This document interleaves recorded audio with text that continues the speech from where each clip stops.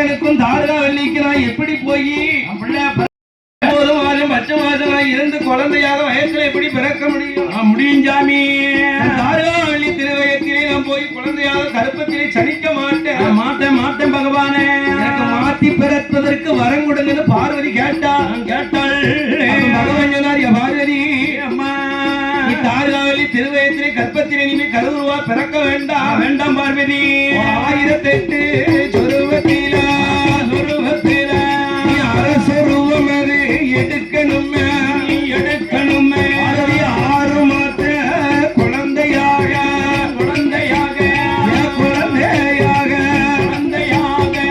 அவதாரம் செய்யணுமே.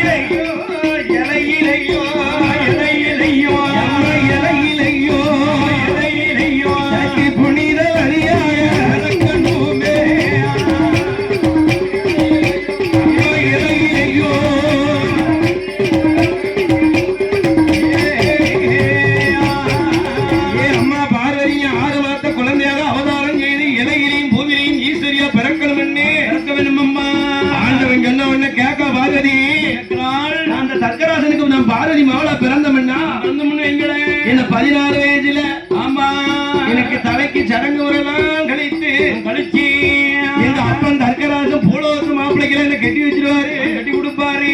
இந்த பார்வதி பூலோக மாப்பிள்ளைய கைபிடிச்சு மாலையிட்டு வாழ முடியுமா சாமி? என்ன மனோடிக்க வருவதப்போ